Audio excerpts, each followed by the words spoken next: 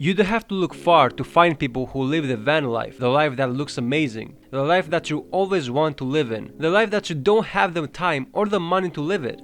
But this life is not real, and it's hardly the life that you really want. Beneath all the glamorous videos on TikTok, the photos on Instagram, there hides a reality full of glorified homelessness. The ability to literally be a breath away from comfort to nature is amazing. That's why you see #vanlife having over 14 million tags on Instagram and 10 billion views on TikTok. People who saw that their rent was getting higher in the pandemic used the savings to buy a van and travel. But soon they all find out that the road to artificial happiness is lonely and unbearable, because the life that you dream is better than when you're actually living it. The van life TikTok videos don't show the part that you are living off food purchased from gas stations. You always see van influencers relaxing on their lawn chairs, enjoying a burger, but no one talks about how hot it is or how you're stuck inside the van if it's raining. Nor do they show how van influencers shower or find bathrooms if they're not in a converted van that has a bathroom in the first place. Could you really live in your van when you don't feel safe on one night, or when it is too hot or too cold? That's why van influencers don't actually sleep in their van, but at Airbnbs. Van life requires you to be rich. The biggest misconception about van life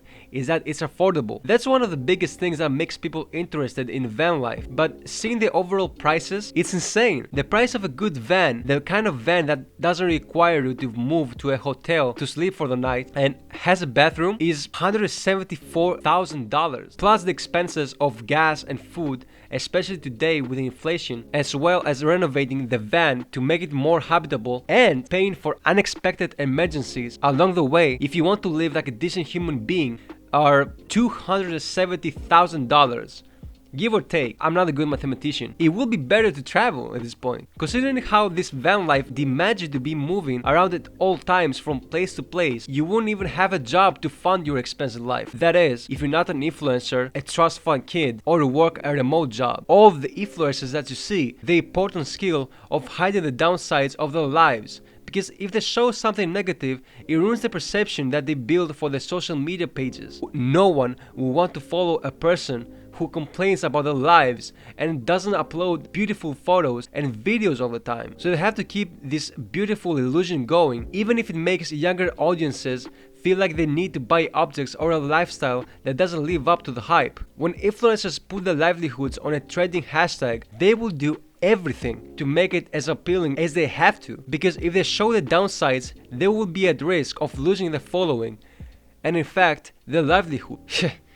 No one wants to see that, you know what I'm saying? I see van life as the line between being homeless and being poor. The thing is, you're not only gonna be poor by spending all your savings on this van life, but you are gonna stay poor even if you have a job. No matter how many savings you have, you're gonna spend a lot of them every day on gas and food. This is a life meant for spontaneous rich kids, not for middle class people who want to live for months on the road. This is a life that will make normal people who are interested in this van life poor, and will keep them poor, because all the money that they had for the month will be spent quickly on food and gas, while the extra money that they had for savings will be spent on Airbnbs and other emergencies when it gets uncomfortable, until they have no money left to get back on their normal lives. If you don't want your van life to be hard for you, then you have to be rich, of course. But to those who are spontaneous and like to do stuff, this will not be easy for you. Outside of social media, van life is just homelessness. How would you feel if you saw a person on a van just stealing oranges because they have no money left for the month? It's like an investment that will certainly go wrong in the end. One of the people who had this van life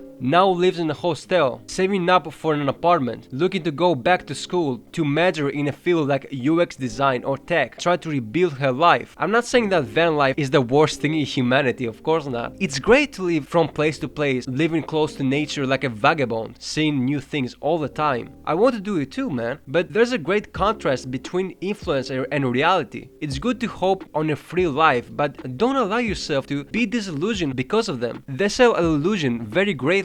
That is your job, but it's your job too to always remind yourself that this is not real. Your dreams will come true as long as you realize that there is no easy way to get them. I like these influencers that show otherwise. See ya, love ya.